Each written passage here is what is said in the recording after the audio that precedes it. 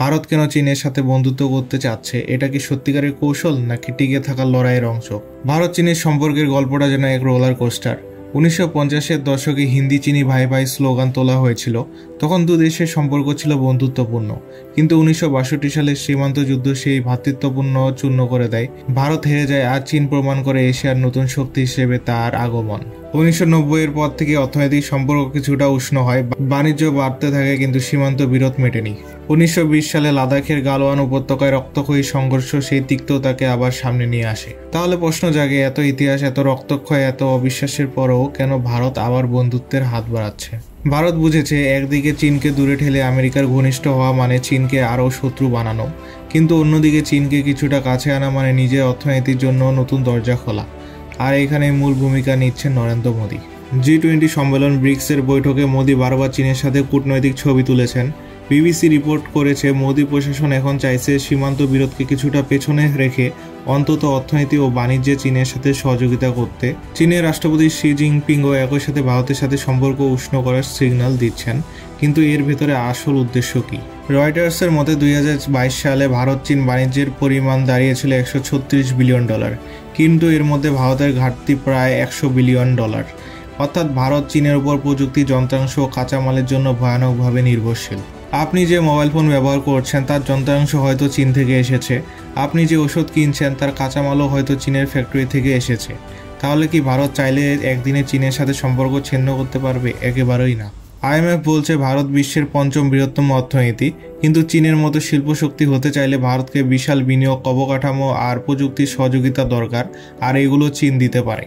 ভারত বিশ্বের 3য় বৃহত্তম সামরিক ব্যয়কারী দেশ। প্রতি বছর হাজার হাজার কোটি ডলার খরচ হচ্ছে শুধু সীমান্ত নিরাপত্তায়। কিন্তু ভারতের সামনে আরেকটি চ্যালেঞ্জ, পাকিস্তান। দুই দিকের ফ্রন্টে যুদ্ধ চালানো ভারতের পক্ষে অসম্ভব, তাই চীনের সাথে অন্তত সাময়িক শান্তি ভারতের কৌশলগত প্রয়োজন। UN-এর ভোটে ভারত প্রায় নিরপেক্ষ থাকে, এই অবস্থান চীনেরও প্রয়োজন, কারণ চীন জানে আমেরিকার বিরুদ্ধে ভারত যদি নিরপেক্ষ থেকে যায় তাহলে চীনের অবস্থান মজবুত হবে, আর ভারতও জানে চীনের সমর্থন থাকলে এশিয়ার নেতৃত্বের দৌড়ে তার অবস্থান আরও শক্তিশালী হবে। ভারত যদি চীনের সাথে বন্ধুত্ব করতে চায়, এর লাভ ক্ষতি কী হবে? একদিকে এটা ভারতের জন্য অর্থনৈতিকভাবে বিশাল সুযোগ। চীনের বাজারে প্রবেশ মানে কোটি কোটি গ্রাহকের কাছে পৌঁছানো।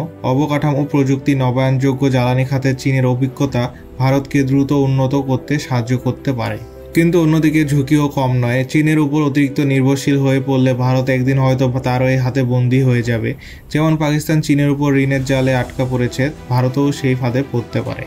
আপনি কি মনে করেন, ভারতের চীনের সাথে ঘনিষ্ঠ হওয়া তার জন্য ভালো হবে, নাকি এটা ভবিষ্যতের জন্য বিপদ ডেকে আনবে? কমেন্ট বক্সে জানাবেন। এখন দেখা যাচ্ছে ভারত ও চীন ধীরে ধীরে আবার আলোচনায় ফিরছে। সীমান্তে টহল দেওয়ার সৈন্য সংখ্যা কমানো হচ্ছে, বাণিজ্যিক মিটিংও বাড়ছে। এখন প্রশ্ন হচ্ছে, সাধারণ মানুষের জীবনে এর প্রভাব কী পড়বে? ভাবুন তো, যদি চীনের সাথে সম্পর্ক ভালো হয় তাহলে হয়তো ইলেকট্রনিক্সের দাম কমবে, ঔষধ সহজলভ্য হবে, অবকাঠামোতে নতুন বিনিয়োগ আসবে। কিন্তু যদি সম্পর্ক খারাপ হয় তাহলে জিনিসপত্রের দাম বেড়ে যাবে, সরবরাহ চেন ভেঙে পড়বে, চাকরির বাজারে চাপ বাড়বে। তাহলে বুঝতেই পারছেন ভারতের সাধারণ মানুষের জীবনের সাথে চীন ভারত সম্পর্কের সরাসরি সংযোগ রয়েছে। ভারত কেন চীনের সাথে বন্ধুত্ব করতে চাইছে তার মূল কারণ হলো অর্থনৈতিক উচ্চাকাঙ্ক্ষা, সীমান্ত চাপ কমানো, আন্তর্জাতিক অঙ্গনে শক্তি বাড়ানো এবং সাধারণ মানুষের জীবনে স্থিতিশীলতা আনা। কিন্তু এটা কোনো স্থায়ী সমাধান নয়। আজকের বন্ধু কাল শত্রু হতে পারে। রাজনীতির মঞ্চে চিরকালের বন্ধুত্ব নেই, থাকে শুধু স্বার্থ। এখন আপনাদের কাছে আমার প্রশ্ন হচ্ছে, ভারত কি সত্যিই চীনের সাথে দীর্ঘমেয়াদী বন্ধুত্ব করতে পারবে, নাকি এটা শুধুই কৌশলগত সাময়িক সমঝোতা? কমেন্ট বক্সে জানাবেন।